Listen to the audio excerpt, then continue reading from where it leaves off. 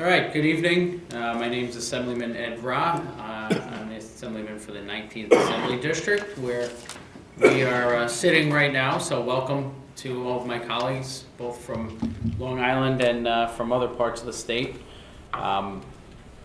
This is the fifth Learning for Work Task Force.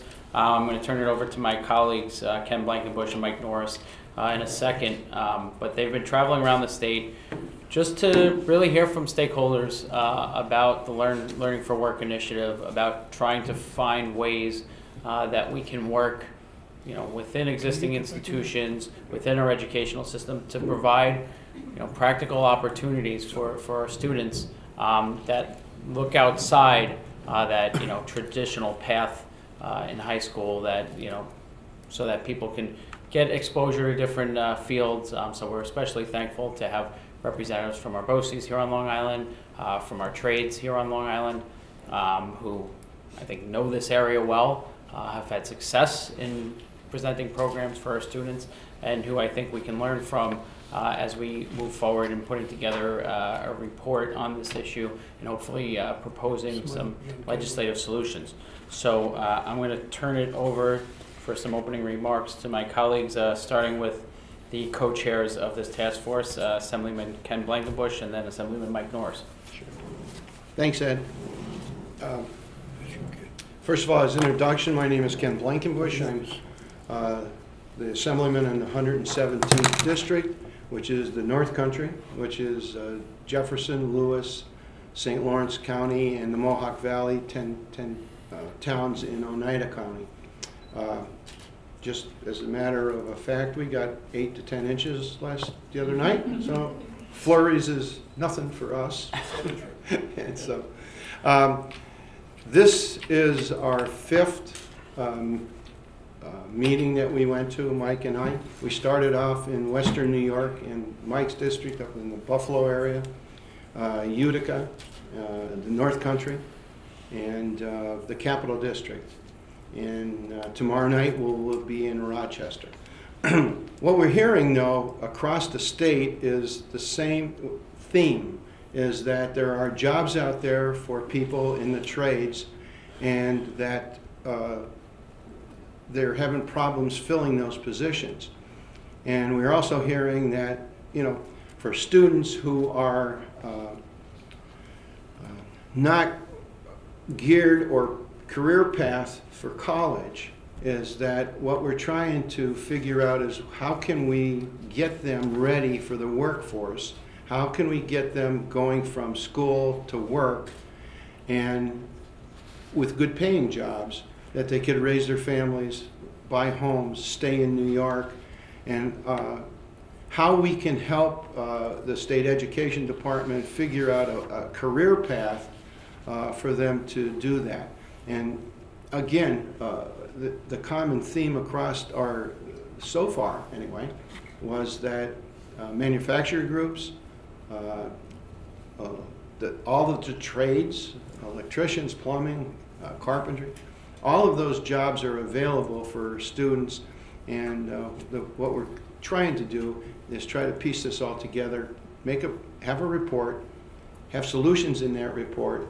And when we finish the report, not shelve it, not put it on the shelf, but to use that as a report that goes to our legislators, our executive office, and state ed, so that we could start a dialogue on how we can help those students who really are not college bound, don't want to go to college, and can make a good living here now in New York. And basically, that's what we want to hear from you. We've been hearing a common theme across there, but we always get a new idea on every stop we make. And so I'm happy to be here tonight, and thank Ed for arranging this, and thank you for coming. So look forward to hearing from you. Good evening, everyone. My name is Mike Norris. I'm the Assembly member from the 144th District in Western New York, comprising of parts of Erie, Niagara, and Orleans counties. And I'm not going to talk about sports teams here because I know that would be bad. But listen, in all seriousness, we're here working together in partnership. I want to thank Ed, all my colleagues here, and I want to thank you for taking the time, for being here as a partner to address this critical need throughout New York State. And as Ken mentioned, the co-chair, we've traveled throughout the state. This is our 5th session. And the themes are very, very similar. When you speak with business and labor leaders, as well as education and BOCES, we understand that there is a gap. And I think it's a professional skills gap, because when you talk about infrastructure and you talk about roads, you talk about buildings, we need skilled trades in these areas. And as technology advances, particularly in robotics and other mechanisms, the factories of my grandparents and parents have dramatically changed to what they are. These are innovative technical centers, hubs, that we have to encourage our students at a very young age to explore, to be involved with, because there are good paying jobs and there are great opportunities right here in New York State if we can help put them on a pathway early on. Now, at my first session, I mentioned that we should start in the junior high school, and right away they're like, no. We need to start right away in the 4th, 5th grade, have business leaders come right in, explain to our students these great opportunities, and also to encourage parents from an early age that there are opportunities. And 25 years ago, when I went on a track to college and then law school, I often remember my parents sitting my brother Jeff down and saying, listen, you're good with your hands. You can wire this room. Why don't you go to BOCES to learn electrical trade? And he did. And of all my brothers, he's the smartest one out there because he has a good paying job. He's on the right path. So anyways, we're here to listen to you tonight. We're encouraged by your attendance, and we're really looking forward to taking your ideas and your proposed solutions and incorporating them in the report. We appreciate it. Go ahead. Hello, I'm Assemblyman Dave McDonough, the 14th Assembly District, which is right here, just south of this building, along the South Shore in Nassau County. And I've had an opportunity to observe what BOCES does, and I'm anxious to hear from them today. But this is a situation where most young people are told you have to go to college. And then what happens 4 years later, they get out of college, if they're successful, of course, and they're facing one thing, debt, a big, big debt. I used to own a collection agency before I was in government, and my clients were all colleges. And the people they referred to me all the debts that were not paid by students. And I'm not talking small amounts, I'm talking tens and tens of thousands of dollars. If they did graduate school, it was well over 100. But these people had trouble finding a job. But with career training that we're talking about here today, and what BOCES offers, for instance, those people who come out of there, they don't have to look for a job. The job looks for them. And they wind up starting out with a much higher salary and a career that will last. They'll always be in demand. So I'm happy to be part of this today. Yeah, go ahead. Hello there, I'm Assemblyman John Victorine, and I represent the 17th Assembly District, which is just east of here in Nassau County. And I have to say, this is a subject that's really near and dear to my heart, because my grandfather was a steam fitter, Local 638, and I grew up really going on out, with the guys, having my grandfather show me what it is that he did, and I remember all the stories of him on the high-rise buildings, and what a good job that was, and how it provided for my mother, my uncles, but also how it created just a wonderful life, even for me being his grandson. And I just have to say that all of these jobs, it is great to encourage the young generation to just get involved and get into a trade, because they are good paying jobs, and we need people to be a steam fitter, to be a plumber, to do the electrical work. And honored to be here. I'm honored to listen to what everybody has to say, and I look forward to helping making strides and having more people go into a trade. Thank you.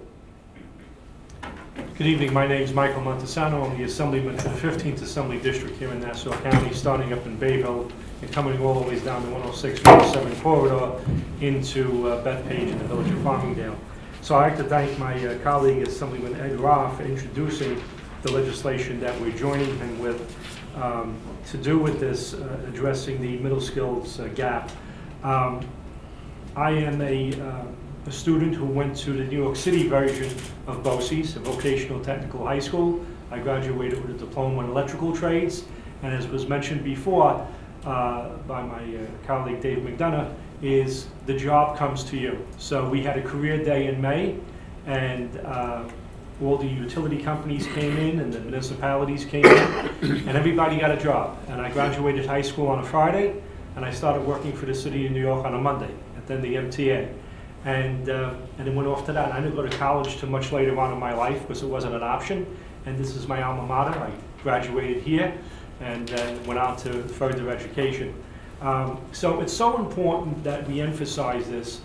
For some reason, people have this attitude today that if you don't go to college, you can't be successful, that you can't have anything. And that's absolutely not the truth. I mean, how do we think all these buildings get erected?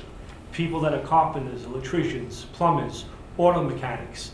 I just had my car serviced not long ago, and the guy was lamenting to me in the car dealership, the service center, that they can't find mechanics. So, they go to the schools that they can go to and they recruit them. And it's hard because a lot of people think that, well, what am I going to do? But these trades pay very well. The benefits are very well. I don't hear anybody who's a lineman for PSE&G Long Island complaining about making a living. National Grid, all those utilities. So I think it's important, and I'm so happy that our BOCES representatives are here because I've had the opportunity to visit a lot of the programs you're doing in medical techs, you're doing in culinary, you're doing in electrical, and all these programs that you do. And everything is so advanced now out there. And our students need to be ready to take on the challenges. Businesses are telling us, these large corporations are telling us they can't fill the workforce that they're out there for. So we're happy to be here. We're going to gather this information, as Ken said before, get a report going, give it to State Ed and to the governor's office, and try and get the ball rolling so we can get everybody taken care of. So thank you for being here.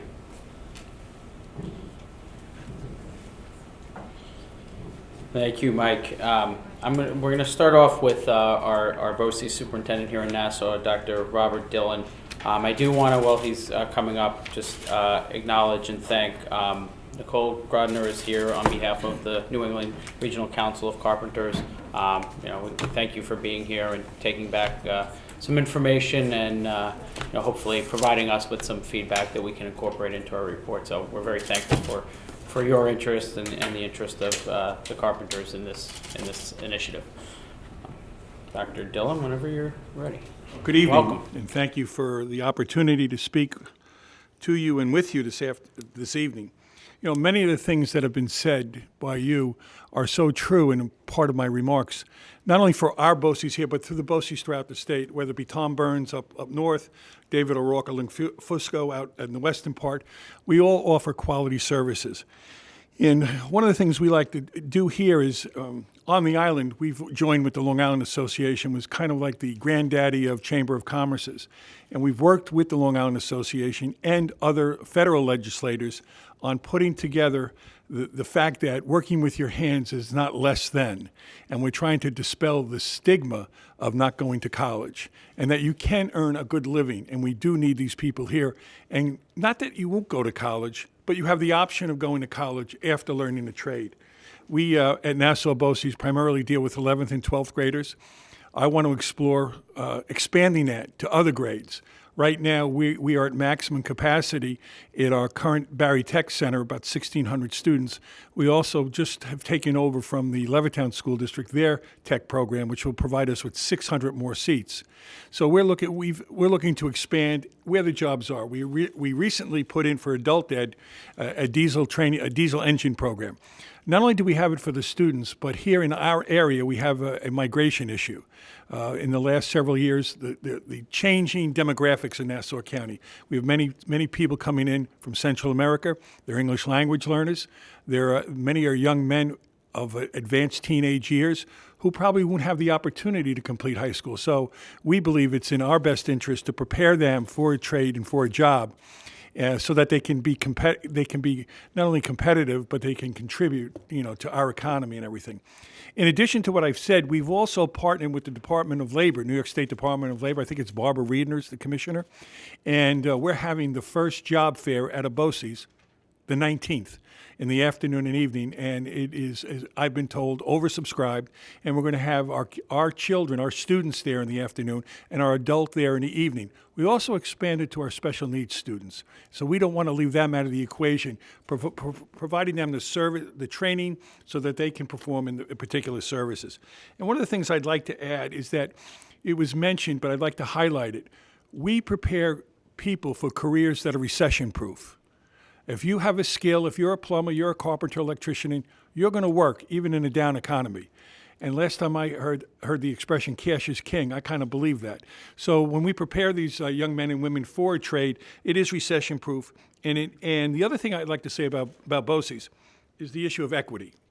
Now, we hear quite often, I was at a hearing today on funding that the Senate held about the lack of equity. Well, when you walk into a BOCES program, you walk in under that roof, you're treated the same whatever your zip code may be.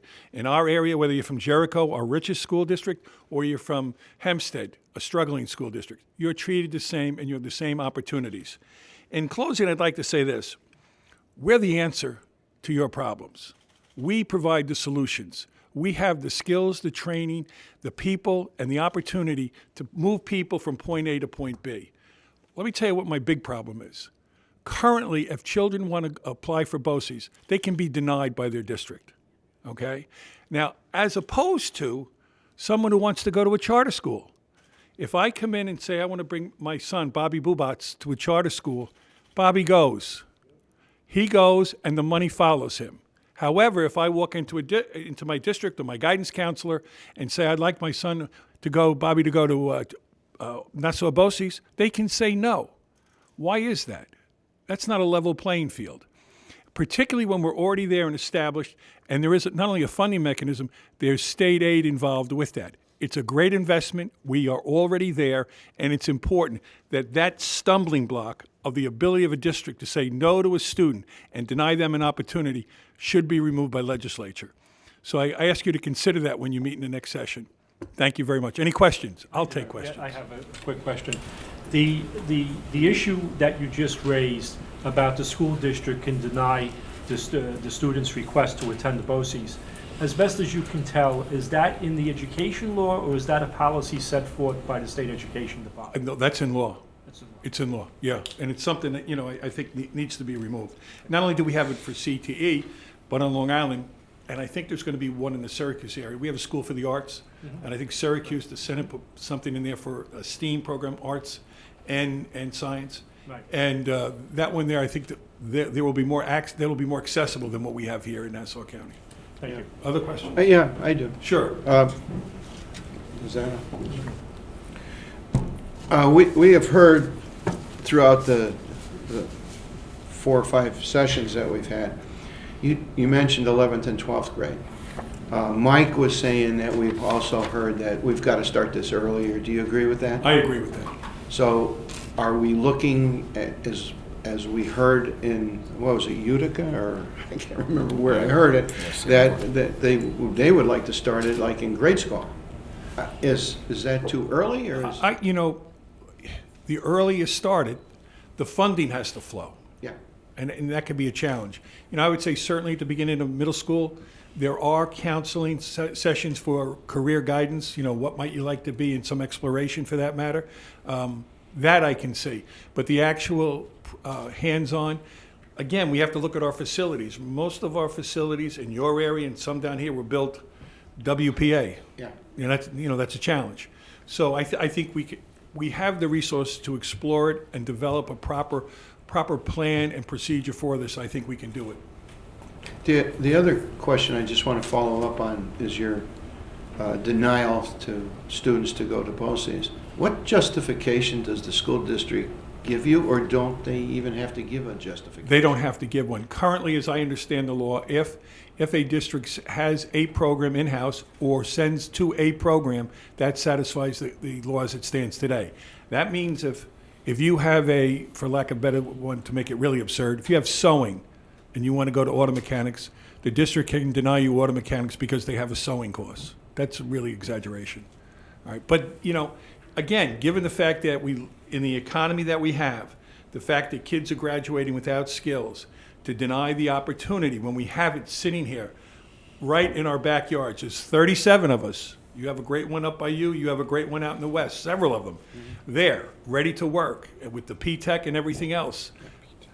Is it money Oh, yeah, it's money. because of the denial? Yeah, it's money. So it's real simple. It becomes a, She was going like this. it's a nice to have, not need to have.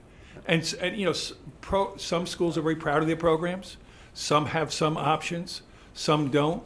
One of my colleagues was bold enough to do a direct mailing to 10th graders, and then was kind of admonished by his colleagues within that particular BOCES. That's a bold move, but it's about the money. But yet, I have other questions, but I better ask. but we'll tell you this. In addition to that, special ed students, Yeah. they're a protected class. Everything flows to them, and it should. So it's tough now, particularly with the rise in cost in special ed and the number of enrollment in special ed. So Go you ahead. mean to say if a special ed student applies to BOCES, he can't be denied by his district? Here's the hook with that. Depending on what is in the child's IEP. If it's in the IEP that there's vocational training, CTE training, then the person goes to BOCES. We had a young student who was very successful in our art school, received a scholarship to Berklee School of Music, and he was in our BOCES special ed program. So he was a very talented young man, but had some learning challenges that we had to deal with. Dave? Yeah, Bob, one thing you mentioned, the job fair. When and where is that coming up? That's a couple of days, right? Yeah, November 19th at our Barry Tech Center. Okay. So we should Oh, have, I did see the mail, I'm sorry. yeah, about 500 people. Okay, We'll get a lot. tell me about the ESL students. How do you handle that? Well, that's a challenge for us at BOCES. It's also a challenge at the local district. Right. And, working with John Brooks, who's been a big supporter, State Senator John Brooks, Right. and he understands the fact that many of these young people coming into the country are of advanced adolescence age, whether it be 16, 17, 18, or 19, and to place them in a secondary program where they barely speak English and or haven't had any formal education, it's a double whammy. You don't have the money to address them, and they're placed in a cohort group where they'll never graduate, which will give a false impression of that particular grade or that particular school district. Hurts more where you have a small you have a small district, and all of a sudden you have a family move in. But our job is to make it work, and that's what we've done. And you have a strict, a formal policy for applicants, what they have to come through with, right? What their background is, any applicants that want to go to BOCES. Yeah, we have a vetting process, but Right. pretty much, our job is to be inclusive, not exclusive. I mean, Right. that's our business. We work with kids and young adults. Well, we need the trades tremendously. One of the things, and I've been to your place and both of your locations, one of the things that's in dire need is automotive mechanics. Dealerships are closing up because of the fact they can't sell cars because of the internet selling cars, but the maintenance is still there. And it's a very, very lucrative career, and that's something that a lot of people could get. I've seen where your training program is. Our young, And then you got all the trades, electricians, carpentry, plumbing.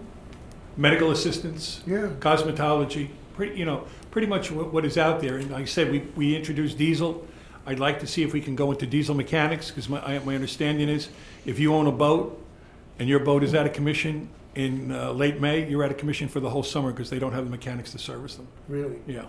We'd also like to take a look at the three strands of horticulture and landscape design, and working with having an articulation agreement with Farmingdale. We have an articulation agreement with Nassau Community College too. So we not only focus on the trades and the skills, but we also look into seeing if there's academic help we can also provide. Good. I'll let somebody else, and I'll come back. Go ahead. It's down to John. Now, you said that you have maximum capacity. Tell me, how many students do you think you serve in Nassau BOCES? And right now in our Barry Tech Center, we serve about 1,600 students. And you said now you're going to add students? We added the GC Kleps Technical Center at Levittown, which has a potential for 600 seats. Currently, we have 300, so we have 300 more to fill. Now, I'm glad you brought that up, because that brings me to another issue, and I'm glad I'm here. One of the things we need in BOCES, we have to get rid of the fact that BOCES capital projects are included in the local district's tax cap levy formula. All right, so if I want to build something, do you think my friends are gonna support it? And when I put it out there for the district to vote on it, because I'm taking money out of their pockets, so to speak, that's a killer. And we are, I believe, the answer to this to the question, and we are the solution. We have to have the capacity to expand our facilities, because all the things you see happening in the local districts will end up on our doorstep. And like I said, we have the capacity to do it, but we're going to need some help with the capital projects. In addition, the $30,000 aid on BOCES or CTE teachers. What that means is that right now, in the early 90s, the state formula said, you know what, you $30,000 for a CTE teacher, your district can get the aid on $30,000. That was probably decent in 1990. It's 2020. Teachers are making a lot more than $30,000. So this only helps the districts if that can be brought up. Now, that may not be brought up in 1 year. That may have to be phased in over a few years to get it up to where you want to go to the state median. I'll live with that today. It's better than $30,000. But in our area here, you know, it's more like $95,000 to $105,000. We've heard that in every, by the way. I got it tattooed on my chest. Yeah. I mean, this is our fifth one, and that has been brought up crystal clear by the BOCES representatives that we've had in every one of our meetings. Yeah. You gotta see this. Dave, I'll let Dave talk about the DS salary cap. He's very good on that. Yeah, right. Well, that is something, and I have a bill out there that I've been pushing for a couple of years. It's ridiculous that they do that. Yeah. Well, I think it's It's more hard to attract good people like you. Well, thank you very much. And I came out of retirement to take this job. Right. I had retired in '07, taught at the college, and then came out in '15. And in our area, in the metropolitan areas, okay, it is very difficult to attract talent for the DS position. And I think that's crucial, because an organization, part of the success of any organization is sustainability. And if you have to change leaders often, I mean, when I started out in this business, the BOCES superintendent was in it for a minimum of 15 years. Yeah. You had it and then you retired from it. But that's all changed back in '92. Well, your predecessor, for instance, I mean, because of the restrictions on your salary, the other districts come and find somebody and they say, come on, and they offer them a very generous package, and you lose qualified people. Yeah, just in salary alone in our area, it has to be more than $115,000, $120,000 than what they pay the BOCES superintendent now. And the benefits too, the vacation and other things that are in our area. And it's, the western part of the state is running to, I think, the same particular thing right now, Monroe County and part of Erie County. So it's creeping around in Albany County.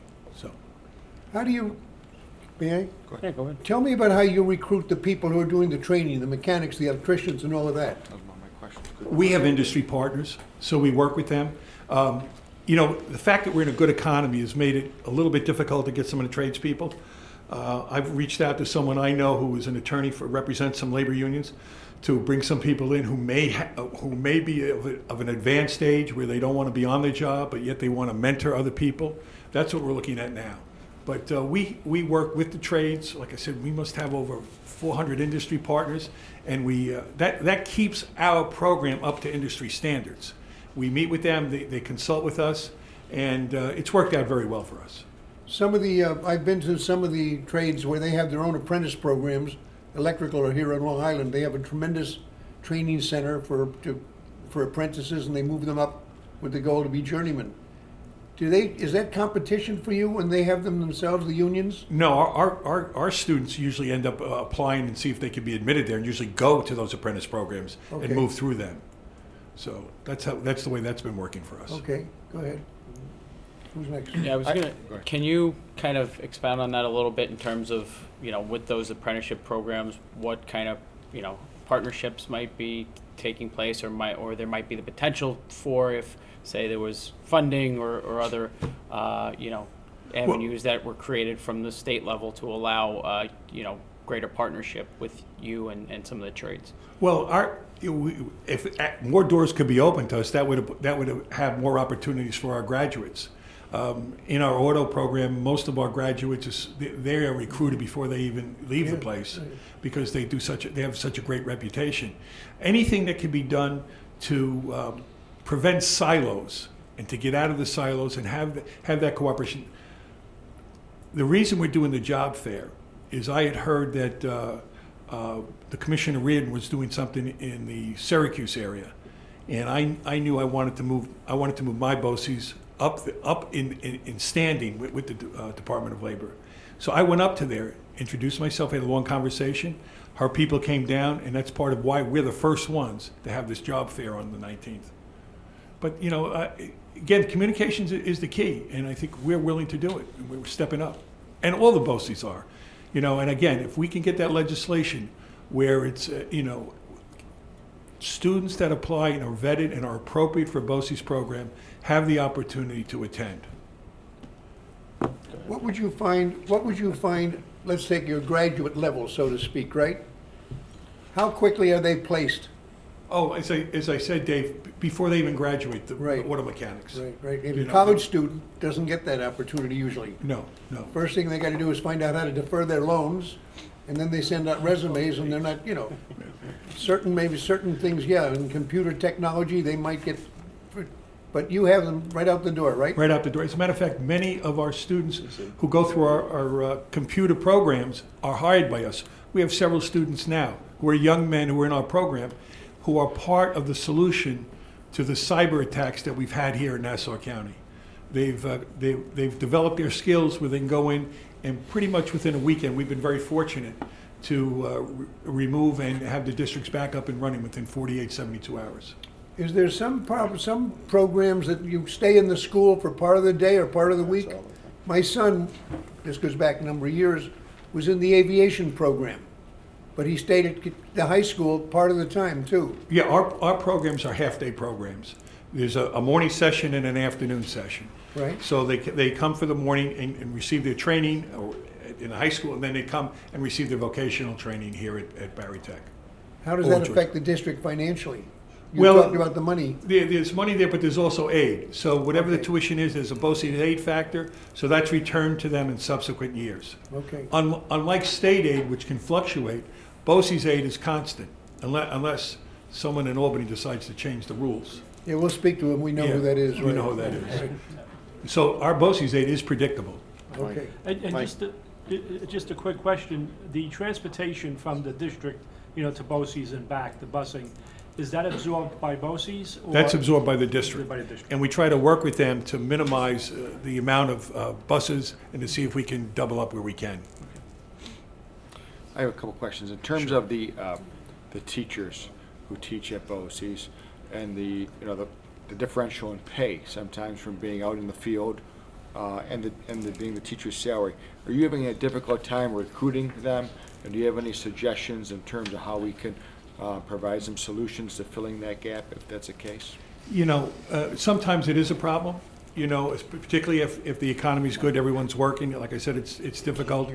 But usually it's someone who has a bit of a calling that they want to share their expertise with other people, and it's a way of giving back. I think it would be something worth putting a committee together to study.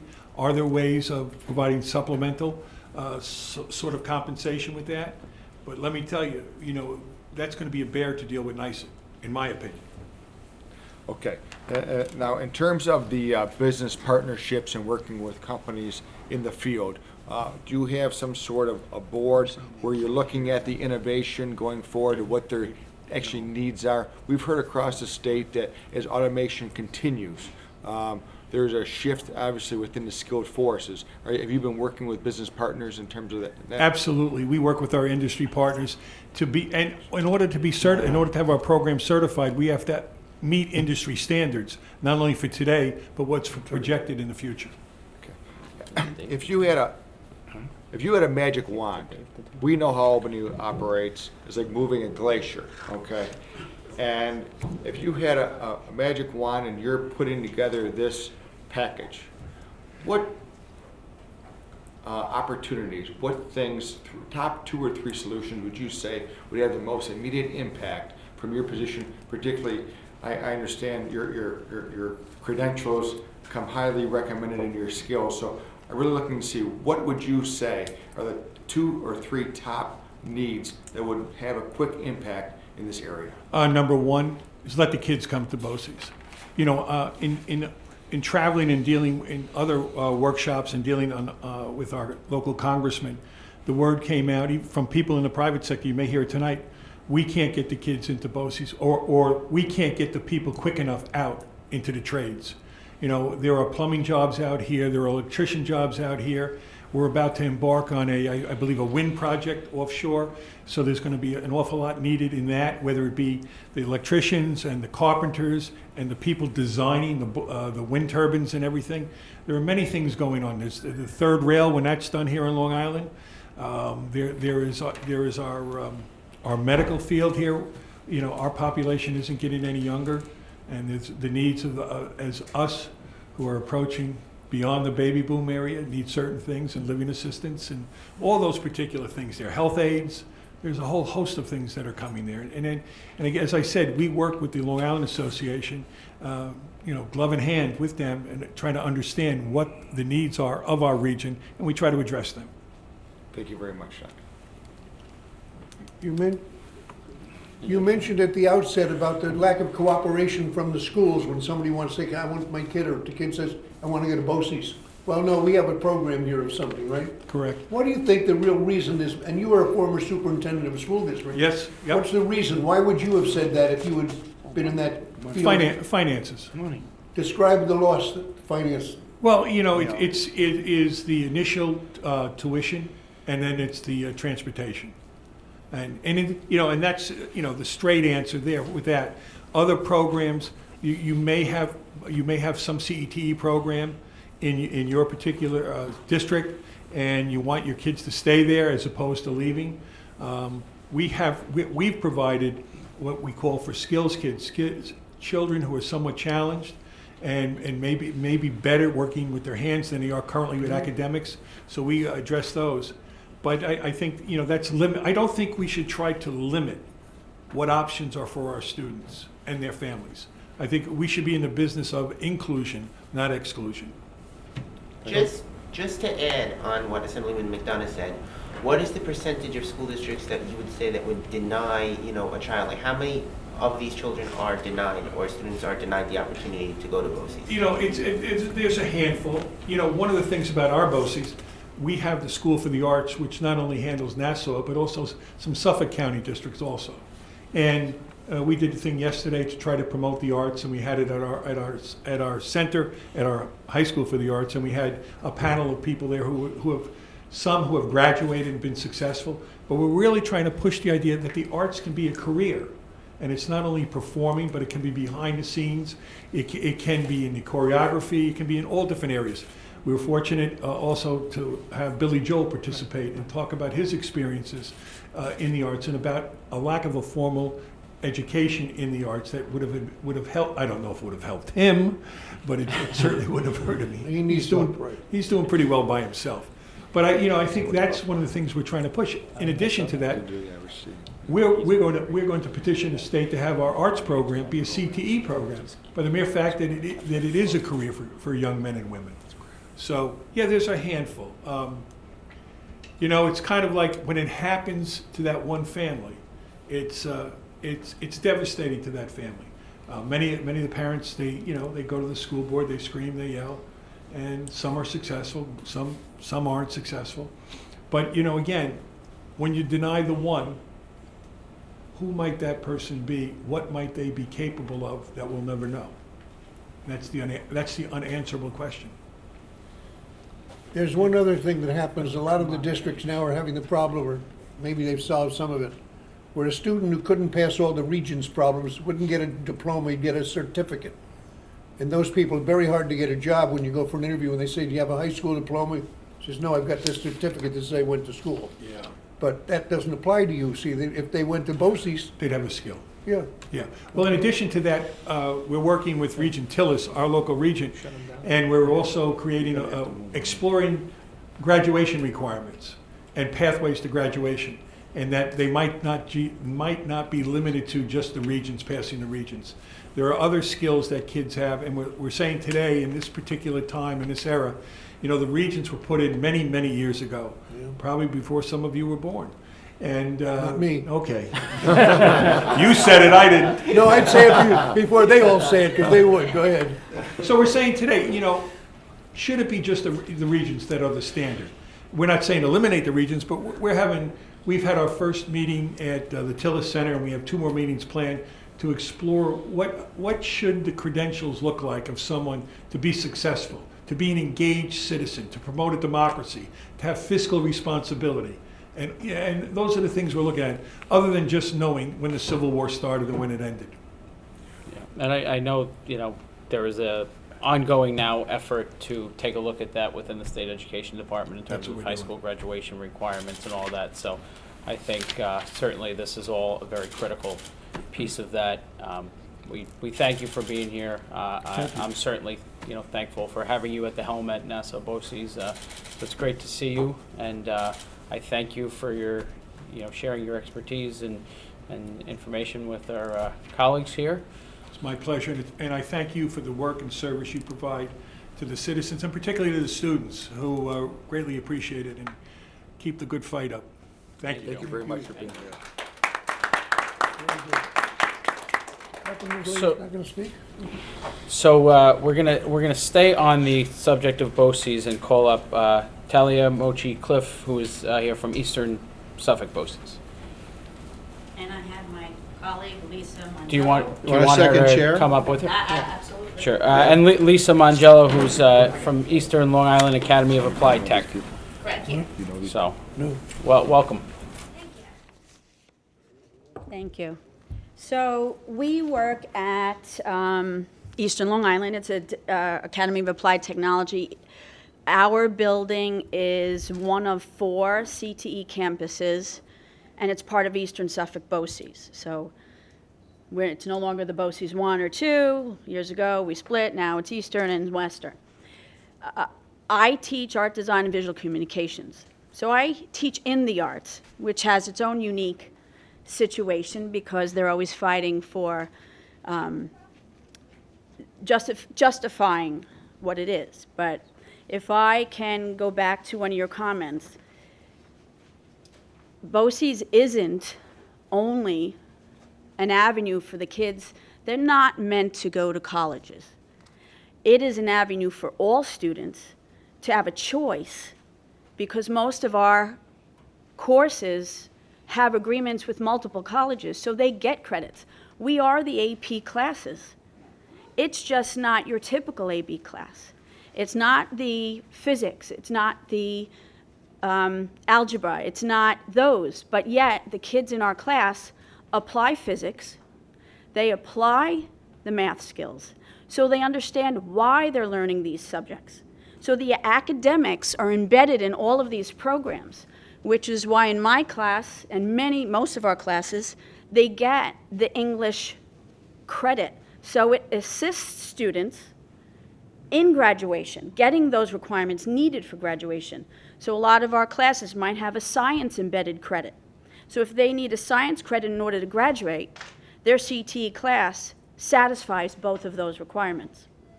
School districts can choose whether or not to recognize it. So the students that might not fit a tech class in their schedule because, oh, you need one more English credit, you can't go.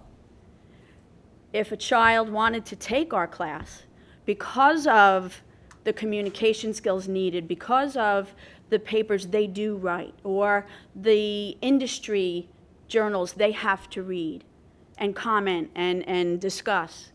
There is an English embedded credit, but the school districts don't tell the parents that's available. So for whatever reason, it's not common knowledge, but yet we've been approved. Middle States Accreditation has approved us, and we get reapproved over and over to make sure that it's rigorous. Now, the arts, I will tell you, and I'm not here just for my class, I'm also the Skills USA chapter advisor. Being across the state, I don't know if any of your meetings people have brought up Skills USA. It is a national organization. Okay, really? Well, Skills USA, and Bruce Potter is from the Rochester area. He is the president of the New York State chapter. We've had students that compete at the regional, building, regional, and state level.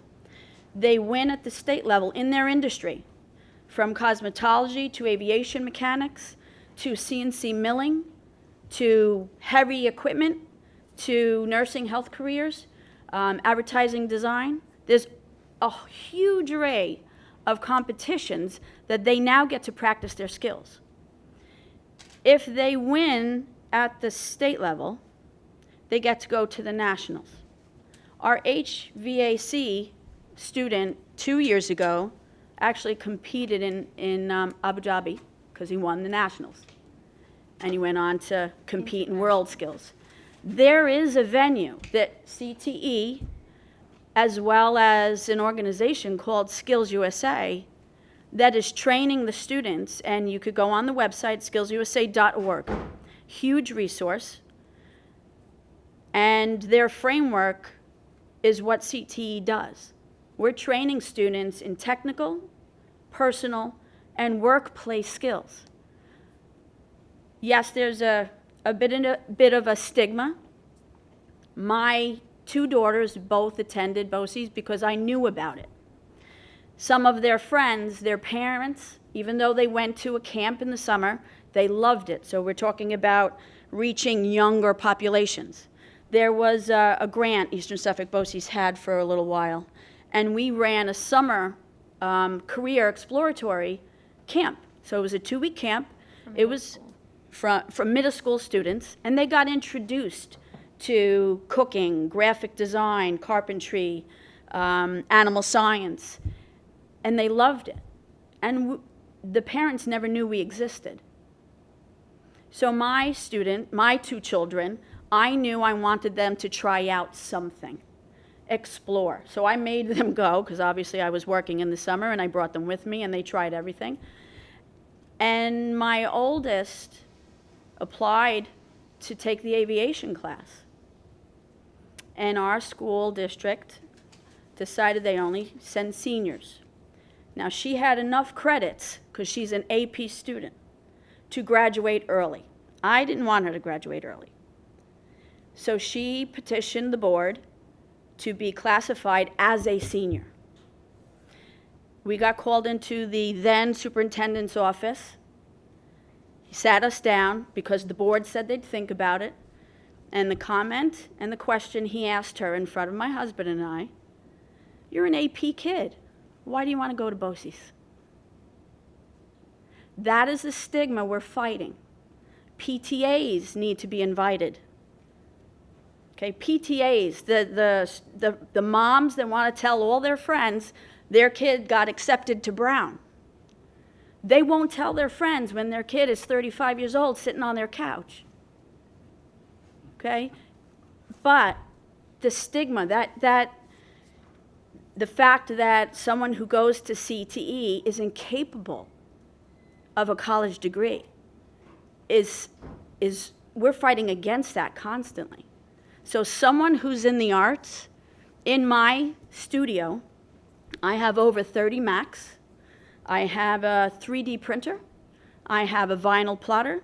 I have an airbrush booth. So the students also meet clients. We're working for 2 authors and someone who has an online, Metazate is the name of the company. Kids are doing graphic design for their website. I also have students I've got 3 motorcycle tanks.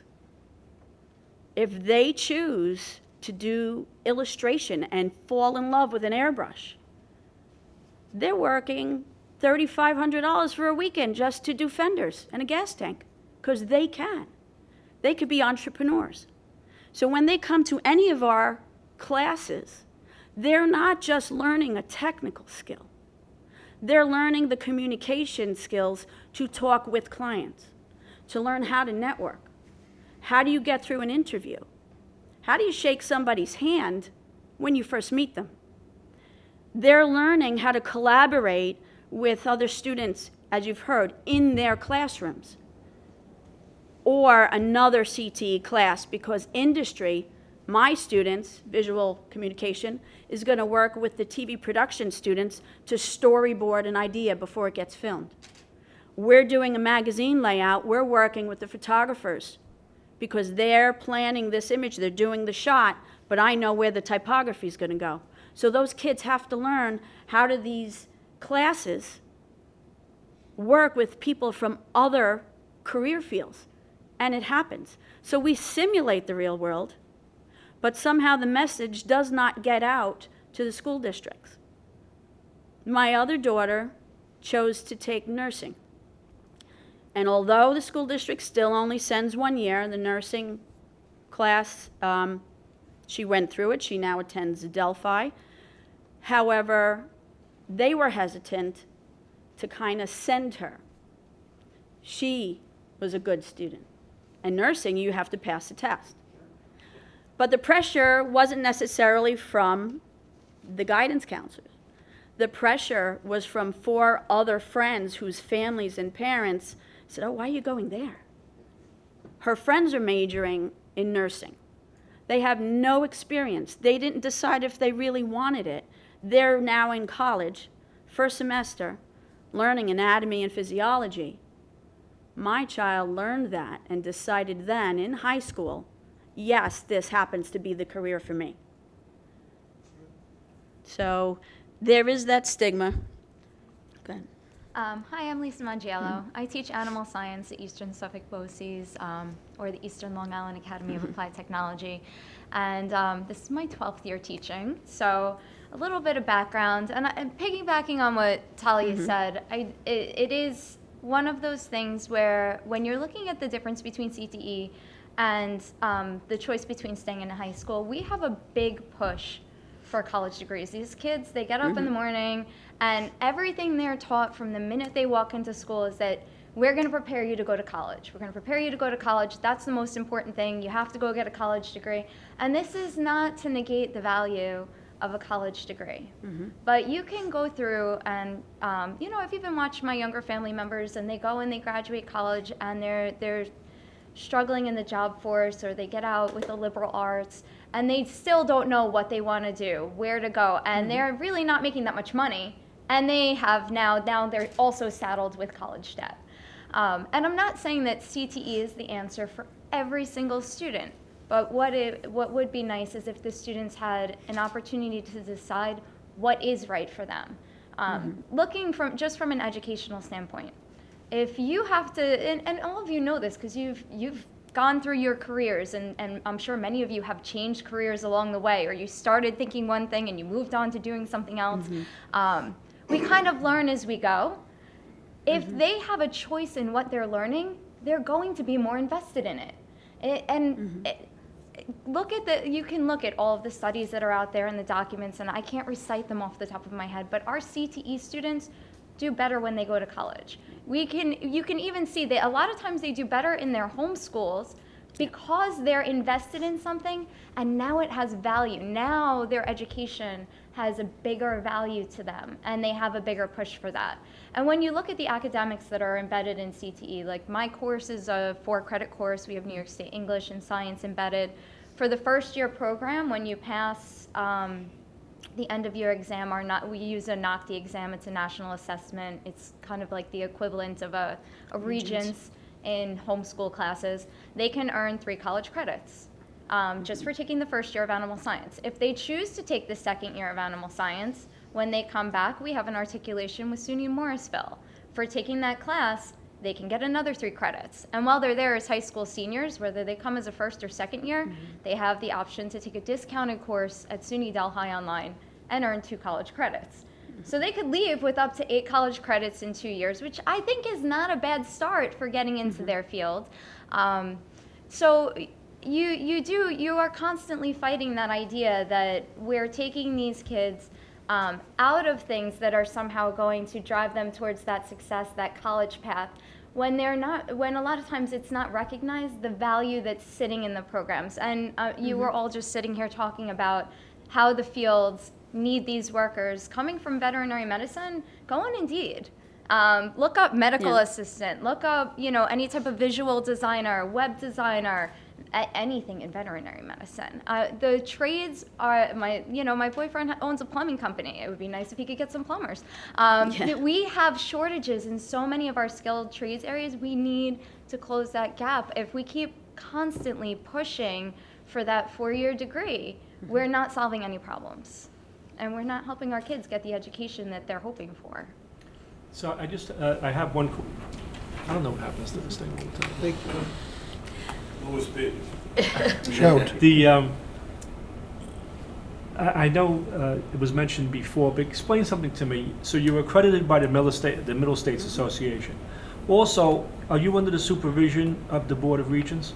I mean, state ed, I should say. State ed, yeah. Okay. Cheryl Winstell just retired, so I'm not sure who's taking her place. So if the curriculum, it comes under state ed and Yeah. it's accredited by Middle States, how is it that the home school of the student can refuse to accept that English credit, or whatever, whatever credit is embedded into that course that they took? It's all in advertising. It's all advertising. What information you put out there, people are going to. But you tell the understand. student when they take a particular course, If we get them. right, so if you get the student, he or she takes the course and there's that 1 or 2 credits embedded in there. We tell the parents, then they're like, really? Right. Right, And but then when they then- go back to the school district, It's up to the discretion Yeah. of the Right. individual school district itself, and sometimes even the individual student, But what's as the- to whether or not they will choose to apply those credits. and what would be the basis for the school district to not take it? This is, An opinion. it's an opinion. You can keep a student in district and they take all those 8 periods, or a student leaves half day. So the other half of the day, there's less students to fill a class. So we're back to the money issue again. Okay, thank you. I did have a point with Skills USA. You have all the data. I'm sure you have data and resources for data. We have chapters. You guys are all familiar with DECA. It's a high school organization. It's like business. So Skills USA, it's an established organization. If you Google Mike Rowe, he's already talked about it. He's gone to Congress to talk about the gap. And it has a tremendous amount of resources and connections. So the training that we do at my campus in December, our students are going through leadership training, and they're running a peer-to-peer leadership workshop where they're going to be paying it forward.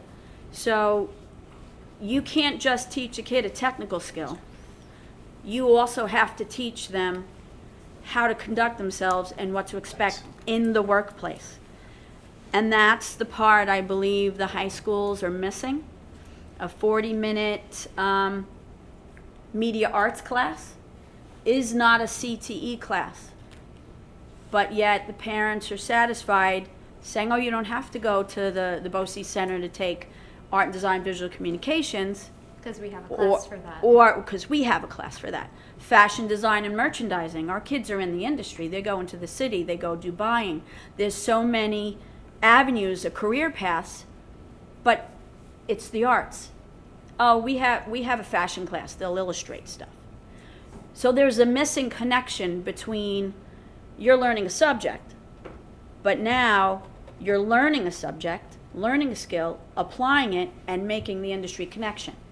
You have to conduct yourself in a professional way if you're going to work with clients or you're going to further your resume. Our kids leave our campus with real work on their resume, not just a class they took. Right, and So- almost all of our classes have internship opportunities, work-based learning. Aside from going on field trips and having guest speakers come in, a lot of our students are working in industry as part of their program. What is better than those real-world skills? And you know that if you're taking a 40-minute high school class or putting it into a high school in a format where they're not getting those same things, it's not the same as the preparation to go out there and be ready for that secondary level work in college. Or entry-level position, yeah. About 80 to 90% of our students are off to college when they go. This is not the alternative to going to college. It is the preparation for success in college, and that is something that is widely misrepresented. Right. And the fact that they have the choice to go directly into industry at entry level and be successful in college, we're preparing them for 2 avenues, not just one.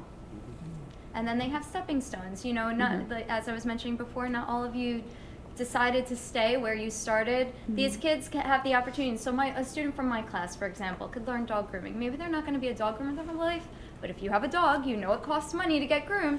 They can earn a decent living while they're going to college for whatever else it is they choose to pursue. Not only that, but if they thought that they wanted to go on for veterinary medicine, they take a year of my class and they go, oh man, this is definitely not what I thought. Right. Instead of doing that in the first year of college, which is significantly more expensive, they're learning it, but they're also coming out with transferable skills and industry connections and networking and the understanding of the world of work. And all of those things are the tools that they're going to use as they navigate the next step. So, And Lisa brought up a good point. They can be entrepreneurs, they learn certain skills. Many of our classes have our kids do business plans in the event they want to have their own job, own little company. And a lot of students come to our class. Let's just say an AP student takes a barbering class because she wasn't allowed to take the aviation class. So she now has a master barber's license and paid her way through college while she went for a different career. She doesn't have those student loans everybody else has.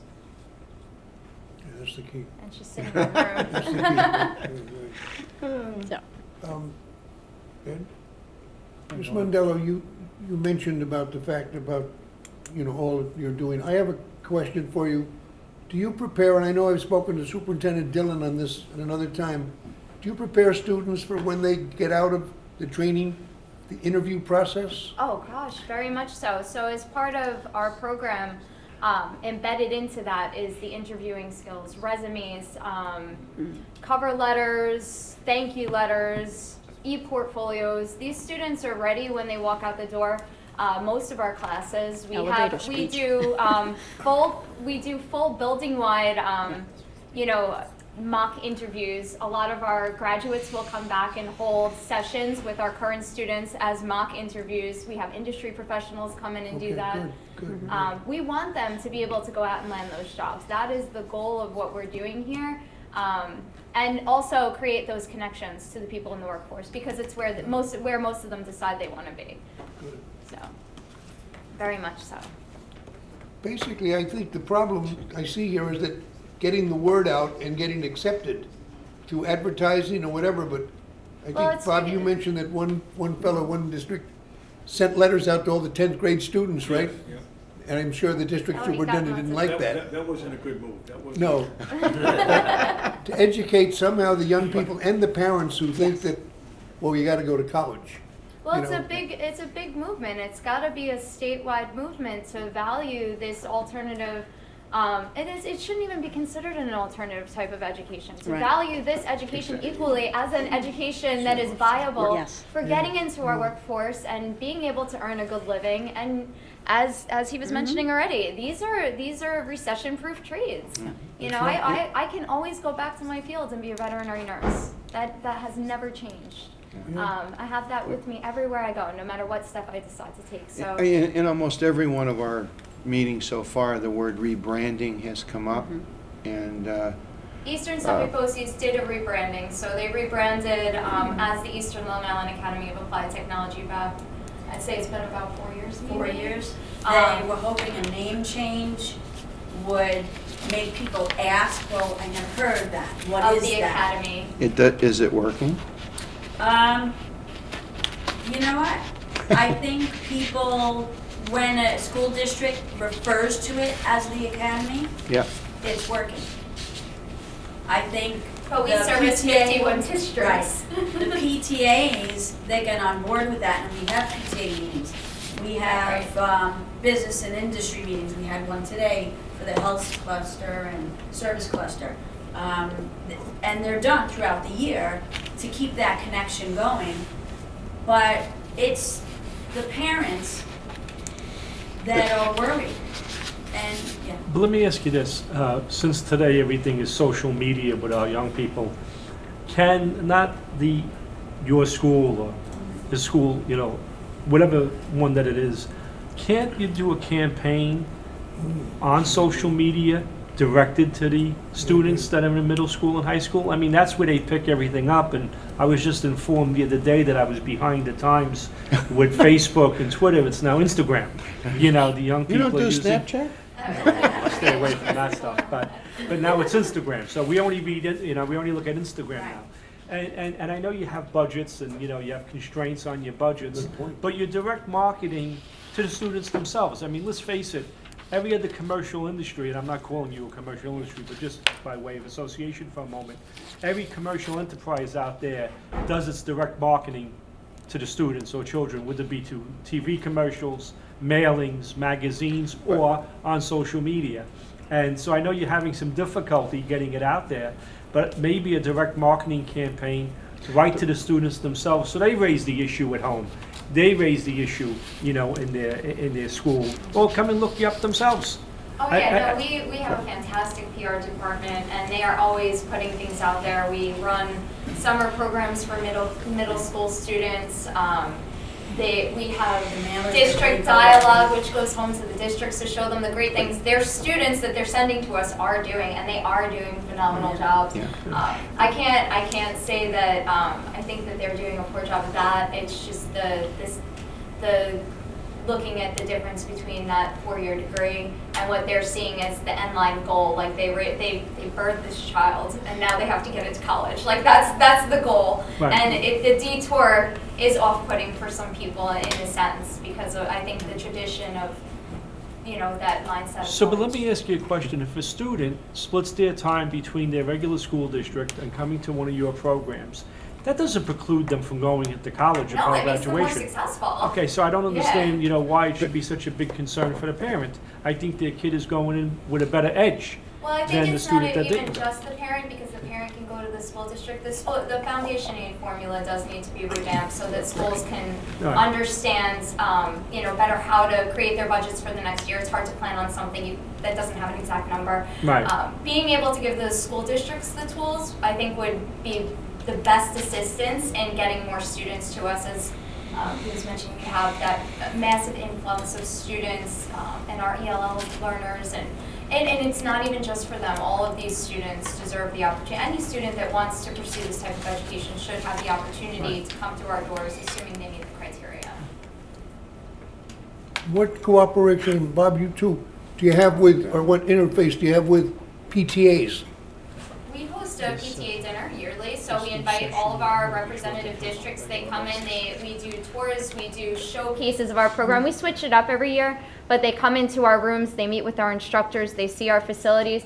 I could encourage you, and I'm sure maybe you do this at your local districts where you serve. Go to the district and see what they're doing, because we can Yeah. sit here and tell you the great work we do. Come see it. It speaks for itself. Our students and our programs, see them in action. We wouldn't need the advertising if you could just come see what we do. Right. And our students are our best advertisers because it's very often the students that come That bring that the next set of bring the students. next set because they've talked about it. They say what it is.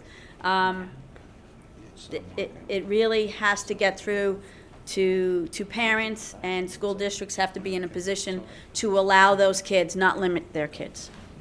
Yeah. So. you know, one of the themes, again, in our 5 meetings has been parents that are trying to not, even when the guidance counselors or school officials even think that a student should be going to BOCES, they get pushback because parents don't want to send their kids and label them BOCES kids. So I think some of the problems is what Mike is talking about with the kids, but I think we got a bigger problem too with the parents. And I guess I got to, Mike, I guess I got to tell you the story about Utica. And a student, 19 years old, wanted to talk. Well, his mother wanted him to talk. He didn't want to talk, but his mother wanted him to talk. And he got up and he did a really good job talking. But he graduated from BOCES and is now in the workforce. And this year he's on track at 19 years old in Utica, New York, to make $65,000. Now, in Utica, I don't know compared to Long Island, but $65,000 in Utica, New York, for someone making $65,000 is like 90. Yeah. His mother was at the meeting, but kidding around, he said something like his sister just graduated from college in June with a $75,000 loan and can't find a job, and he said, well, maybe I should give her a loan. So anyway, but here's the kicker to all this. The mother wanted to speak too. And the mother got up and talked about how she was not in favor of him going to BOCES. And he pushed, and he pushed, and he pushed, and she surrendered. Now, here's the kicker to this. She says to us, you know what I do for a living? She's superintendent of schools at the school that the kid was going to. So she said to us, my eyes are now wide open compared to what it was. And it was her son that pushed her really to, one, allow him to go there, and now realizes that that's the best path for him. And here's the other thing he said, what I think is your theme. He said to us that he's not giving up on going to school, Right. No. but right now, this is the best avenue for him. And I thought it was interesting when she said to us, you know what my job, you know what I do for a living. And it was kind of interesting. But I think that's the problem. Some of the, we have pushback from parents. I can think of a student I had recently, and I remember the first open parent night, which is in, a month after school starts, and I had a mom almost in tears standing in front of me because she did not want her daughter in the program. And she was afraid she was making a bad decision because she was an AP kid. I'm telling you, this kid's resume in coming in 12th grade was probably longer than mine. Just an outstanding kid. And she was devastated because she wanted her to pursue something in human medicine because it pays more money. And she was afraid that veterinary medicine was the wrong thing. And she wasn't sure that coming to the academy was the right thing for her child. And fast forward a year later, that student graduated and was one of our top students, of course, because she's a superstar. She's now at Penn State, doing very, very well.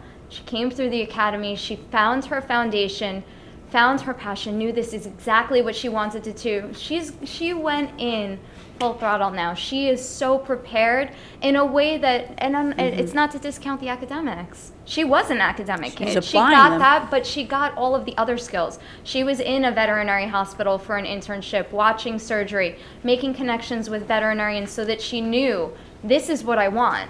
She's there. I have no doubt this kid's gonna, I'll probably be working for her one day. So. Since it's just us, I got it. One of the problems that I have in my area is the transportation for BOCES. If you ever saw my St. Lawrence County, for example, it's the kids are on the bus a lot. And when I was out at the BOCES, Tom had me out there, and I asked the kids that were there, I asked them a question because I always thought about, because of the bus problem and everything else, the busing, is how, and this, I'm talking to the kids now, not to anybody, just the kids. And I said to them, would you guys want a full-time BOCES? Yeah, they would. And they all said yes. They don't want to be on the bus. So I said to them, this is 4 different school districts that are in this BOCES program. And I said, but what about your 11th graders, your juniors, your seniors? What about your idea about being part of your school district? And here, the kids are sharp. The kid said to me, well, I'm still in the band. And then one of the other kids said, well, I still play sports. It's not like... And so many of the kids will tell you, I wish I could spend a full day here. Yeah. So the idea that we talked about is, why not have the teachers who teach the core programs come to the BOCES rather than the kids being bused a half hour, 45 minutes on a bus, and then turned around at the end, and then bust another 45 minutes. And, I don't know if that relates to being on Long Island. Well, there's no denying that when there's several types of students. The ones that get invested with all those extracurricular clubs, and sometimes that is the deciding factor on whether or not they'll come to us because their school district has chosen to save transportation costs and only come in the afternoon session. Now, right then and there, all your sport kids have to make a choice. Yeah. Because they won't send in the morning, they no longer have to say, oh, you might not be able to do it. Well, let's just send them in the afternoon because they'll figure out for themselves they can't get back in time to get there for practice at the beginning of practice. Yep. That's a deterrent for a lot of kids. If the schools came in the morning, that wouldn't be a problem. If they could offer both sessions, that wouldn't be a problem. But again, transportation costs, it does come down to money. And you have kids. I have a student who has a senior driver's license. She got permission to drive to our campus so she can leave 30 minutes early on the days she has her AP art. She's in the Honor Society, Arts Honor Society. She's also in several clubs in her home school. She didn't want to miss out, so she made sure she got approval. Parents called up. They got her a car, and not everyone could do. Most kids can't do this. Right. But those parents were so super supportive. They wanted her to come.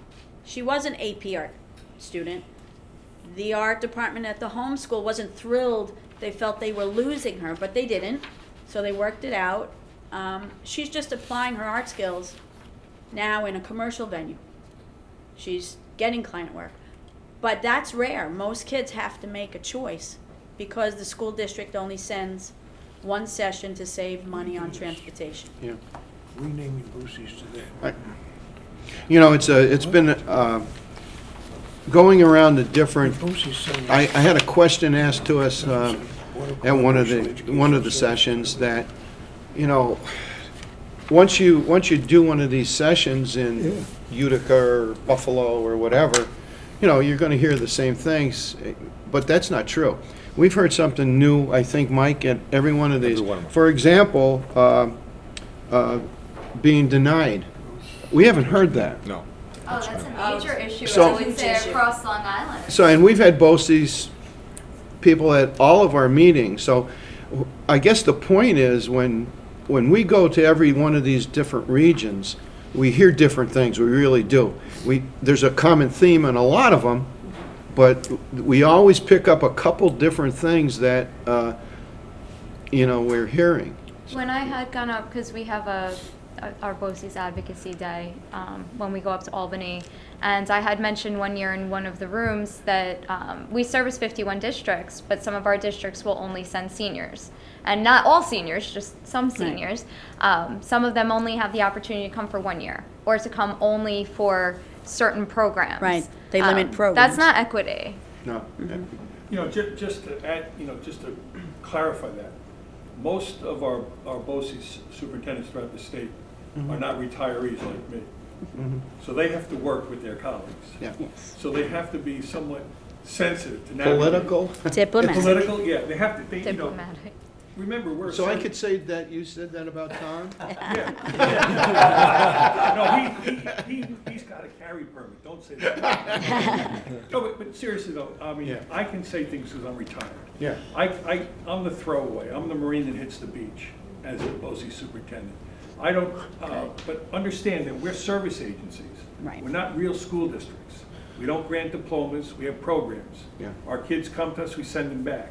So we have clients. And we need our budgets passed by the local boards of education. So it's kind of, we can push. And it's interesting, when I started out as a superintendent in 1983, as a young man, the BOCES superintendents, you may remember, were kings and queens, mostly men at that time. And they ruled the roost. And then the issue came out of Long Island, and that changed the world. And I never thought I'd hear the day when I sat at a superintendent's meeting and someone said to me as the BOCES superintendent, remember, you work for us. Had I ever said that back in 1983, 84, you would have been looking for a job for a long time, right? So the world has changed, and we have to be sensitive to that. Again, being retired, the fact is, I'm playing an extra 9 holes, and I'm enjoying it. It's a lot of fun. So really the real issue is legislatively for us to level the playing field. Correct. So you're not in that position. Correct. And Not that's where- myself or any other throughout the state. Right. So that's where some of this has to come from. And then we have to change the mindset of the state education department, because as long as we leave this the way it is, the school districts are gonna be the problem, and you shouldn't be the second-class citizen. Right. And it's not even the school districts that are going to be the problem, but the workforce. Let me just say that our former commissioner who left was prepared to make that change on a commission's decision. Right. We were just trying to get it in front of her so she could Right. change it. But Mary Ellen was super supportive of I what we agree were with doing. you, Yeah. she was. I just want to think, Ken, I know you have a lot of miles in your area to drive, but I urge you to get up tomorrow morning about 7 o'clock and try to get on these roads. No. I've already been told to wait till 9:30. No, wait till later. Wait till later. Wait till It later. may be 5 miles, but it'll be the longest 5 miles you've ever It walked. is, you're right. It's terrible, like when we come back from Albany, the one of us who live in Long Island. Oh, I can. Rush hour starts at 1 o'clock here. I can get to the Throgs Neck Bridge from Albany in 2 hours, and it's 2 hours to get from the Throgs Neck Bridge Yeah. to I get to find that Plainview. every week, Right. yep. Oh, I had to come down for a wedding a few years ago, and I hit that bridge at The Throgs Neck. 4:30 or whatever. Wrong on time. It was a memorable. Friday. Memorable, But there you I go. one more thing. Before you said something about how, with expanding the facilities, but how then that local school district would have to pay for it.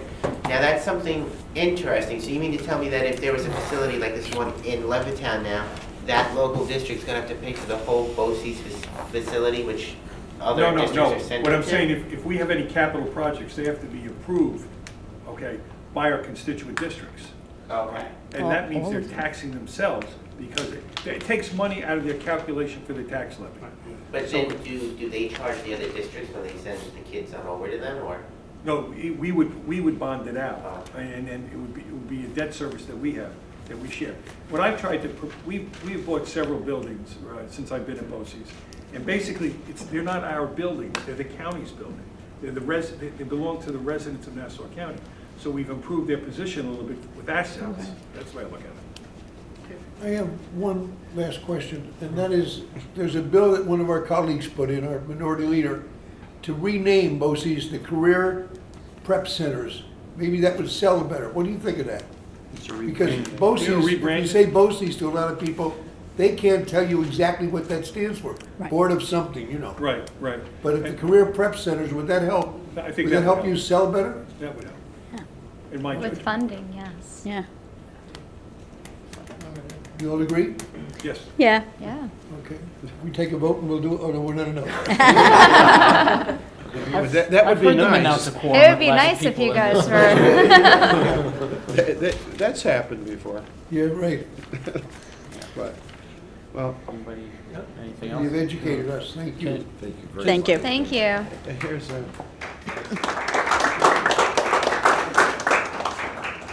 So we had a cancellation of one of the local school districts who was going to testify today. Unfortunately, the representative couldn't make it, and they're going to be from Sewanaka Central High School District, and they're going to be hopefully providing us some commentary in writing. And we had an additional representative here from Local 66 who I think had to leave. She's the carpenters. If you'd like to, yeah, sure. Great. Make it short Thank you and very sweet. much. Well, good evening. My name is Nicole Grodner. I'm a council representative with the Carpenters Union for Long Island. You know, it's very nice what you guys are doing up here and taking these obstacles that we're speaking of and trying to help us come with solutions, you know, for these problems. I will tell you briefly, personally, I'm one of 5 children in my family. I'm the only one without a college degree, and I'm the only one without student debt and making the most money. So, you know, I'm living proof that, you know, the trade for me was the way to go. College isn't for everyone. We've all said it, we know it, we believe it, and it's really not. And I didn't even know what a carpenter was until I was 25 years old. You know, so you spoke about age earlier. When should we reach out to these kids, our students? I think it's much sooner than the moment when they're graduating. You know, I think they need to know. And also, you know, for me, what I do with the Carpenters Union, I run a women's program as well. So doing that outreach, letting women know, letting our students know, men and women, you know, that trades and carpentry, that there's an opportunity for them, is really, it's one of the biggest obstacles I face in my career every single day, just getting that word out to them. I did actually attend the Barry Tech Career Fair. I think it was last week or the week before, the Carpenters Union. We had a table there. And the program that you're running is phenomenal. It really is. I mean, these students came up to our table with such passion and great questions for carpentry because they're taking these classes right now. I mean, you're really doing the hard work for us. You know, and these are the candidates that we want. So I'm working hard to, you know, building that relationship with BOCES. I mean, it only makes sense that they have a place to go once they're done with their career in BOCES. You know, that they can come into our apprenticeship training program. We do offer a 5-year apprenticeship training. When I joined, I didn't know anything about carpentry, and today I very confidently can do everything in this room carpentry-wise. You know, I can put my tools right on and get to work. Maybe with a little bit of help, but. Did you ever get any black thumbs? Oh, yeah. Me too. Yeah. For a while. Yeah, you're not a carpenter until you do. It was very educational for me, and I think I was one of the trips I had Assemblyman Ra with me when we went out to Hauppauge, and we saw the apprenticeship program, and it was an education for me because, you know, when we use the term carpenter, we're just thinking about, you know, wood and studs and stuff like that, and then we've learned through the apprenticeship program that it's flooring, it's sheet metal, it's welding, it's concrete. And you would think that those were different, you know, areas, you know, and it was very fulfilling to watch that and to watch the, you know, the apprentices work and the jobs they get to go on to, and they come back for so many days of training. And, you know, I think the New York State Department of Labor has a great program in effect for that, and they monitor those programs, they protect, you know, the apprentice students, you know, in their work. And so I think it's just so great that we have this partnership, you know, where the union could look to, you know, Barry Tech and other BOCES places as a recruitment area, you know, because as you said, they've given you some established, you know, they have some background when they come to you. So it makes your job easier. So I just want to commend you on the work that you do there with the apprenticeship program. It's so important for, you know, for our young people. And like I say, it was a big education for us. Because, like I say, you know, I'm from the old school. You know, you hear the word carpenter, your mindset is just in one direction. You know, so it's just great. Thank you. Thank you. Yeah, I had been out there, I think it was last fall, there was an open house with the training center there. Right. I think there was a line of people fighting over trying the virtual welding demonstration because everybody there, whether they were legislators, whether they were guests from a school district or anywhere, wanted to check that out, and I think it was an eye-opening thing, and I know I was you know, very happy that I saw my local school district had a representative there, and I just happened to be going through a tour, and I looked and I saw, a name tag for my local school district. So it's great that there's, partnerships going on, and that's really, at the end of the day, what we want to facilitate. So if any of my other colleagues have any questions for you, but I thank you for coming, because I think you kind of tied this all together very well here. Dave, anybody? No, they talk too much. Yeah. Thank you. Yeah. Thank you. Thank you. Thank you. We have to bring the females in there. All right. Does anybody have anything that you want to say in closing? No, just, for Mike, and I guess I could speak for Mike. Sure. We want to thank the Long Island contingency for helping us tonight, and for you to be here. Again, we'll do Monroe County tomorrow night, and that'll be it for this particular thing. The thing I want to say, I said it in the beginning, one of the things that was asked to us in our meeting was, okay, when you get done with this, what are you going to do? Fight.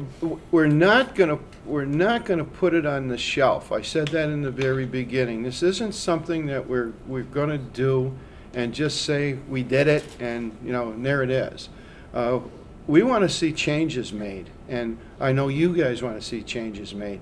So hopefully, with our conference and everything that you have been said and on tape, that we're going to be, our poor staff is going to be looking at everything that was said, and we're going to consolidate it, and we're going to do a report. You're all welcome to get that report when you want it, and if you need it, I'm sure Ed will have it, and he'll be able to get it to everybody that needs it. But again, I just want you to know that we're serious about putting this forward. And I really want to thank you for coming tonight, and thank you guys for being here with us. So, thanks. And just quickly in closing, I want to thank our staff, Zach from Ways and Means, Josh, who both came down from Albany to be here with us, and then our regional staff, Frank Grucci, our regional director, and Chris and Kara for their assistance as well. And thank you to Nassau Community College for hosting us. You really kept me guessing so many times when you'd go up that one staircase and then come out that door or go back and forth. And I kept thinking somebody new was coming into the room. But thank you very much for having us and for setting up the facility for us. Have a good evening. Get home Thank safe. you very much. Yeah. Thank you.